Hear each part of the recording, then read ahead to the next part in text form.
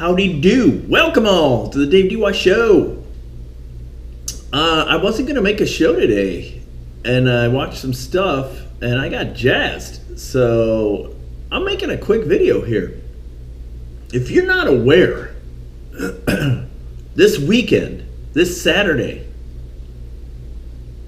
at like 2:49 a.m. in the morning, Saturday morning, out of Cape Canaveral, SpaceX, Elon Musk, launched the Demo 1 mission. On top of the Falcon 9 rocket, he put the Dragon 2 spacecraft, which is a nose cone. It looks like the same shit from 1960. A massive rocket with a cone on top to house humans. Carbon fiber chairs, touch panels. He put an anthropomorphic test dummy, a test dummy like the ones in the car, right? Crash test dummy. He put one in this thing called Ripley, sitting in one of these chairs.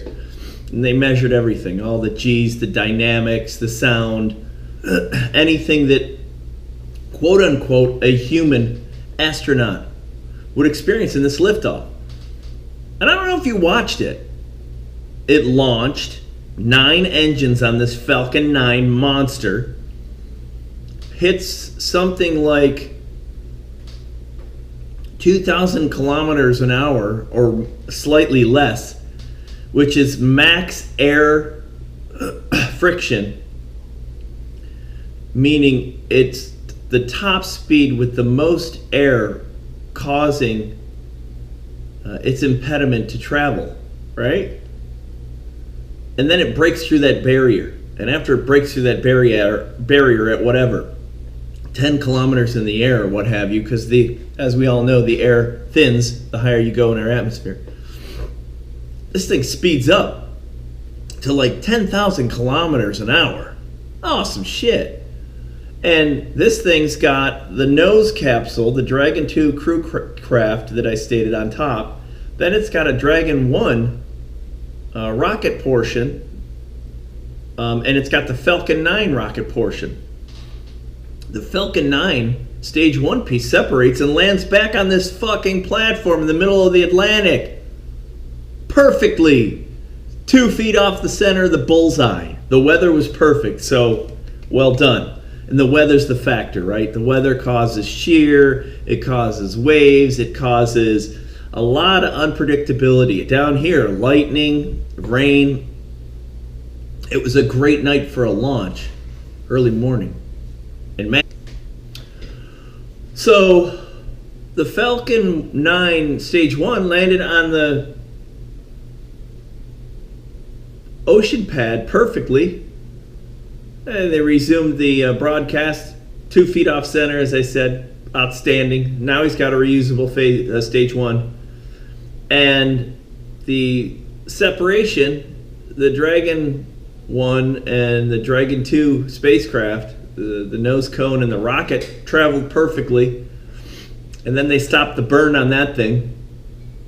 And there was separation from the nose cone at 10,000 kilometers an hour. And Ripley sat there and took measurements, and they had a little Earth with arms and legs on it, which floated in zero grav, right? And I guess over 27 hours, it's going to travel.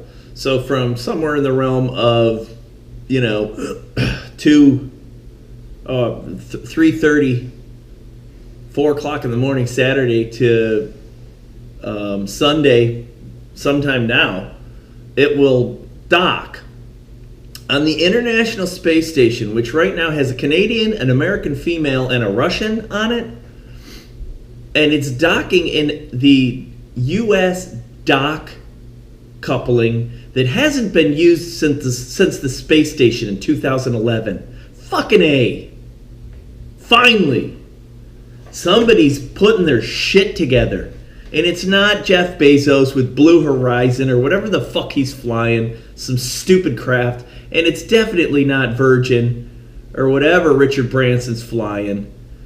That space plane so you can pay him money to fly around the planet.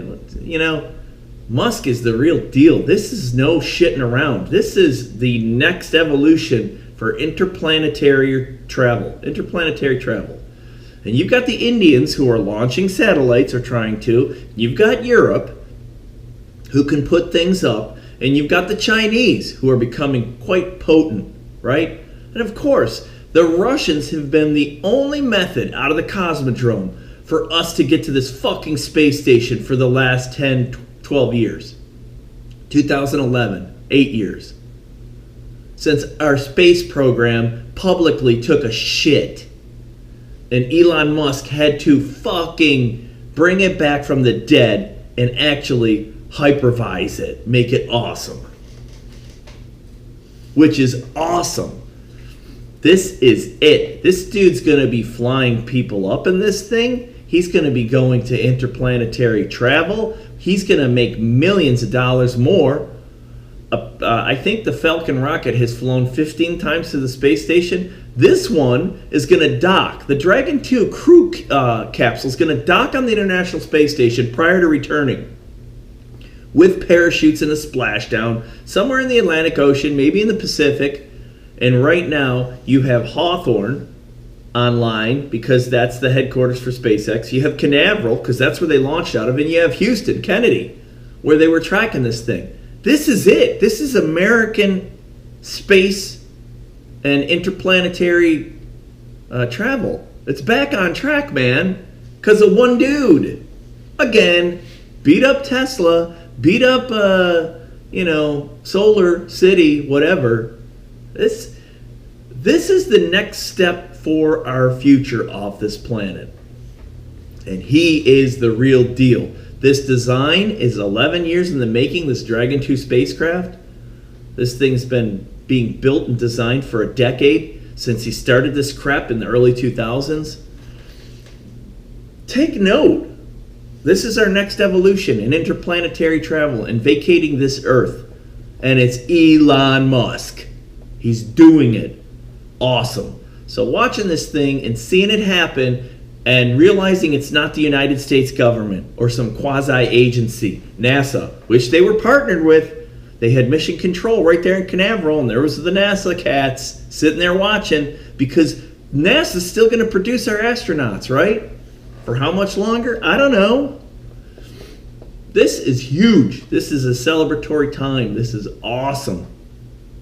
And I don't know. I didn't see shit about it, of course, because it's not important. It's not about the Oscars and politics and the DACA children and Trump and our tax returns or the wall being built or our international relations that aren't well. It's just about the future of humanity. Silly shit, man. This thing should have been on every network everywhere, and it shouldn't be a 30-second blurb. It should be real. It should be shared. Huge news. So something really cool to be proud of. They brought up like 400 pounds of supplies, food and whatever they're going to bring up, probably, experiments and, whatever the staples are for the space station on the U.S. side. They'll dock, as I said, in that dock that hasn't been docked in for 11 years, or since 2011. Really big, awesome, celebrating stuff. This is really, really cool.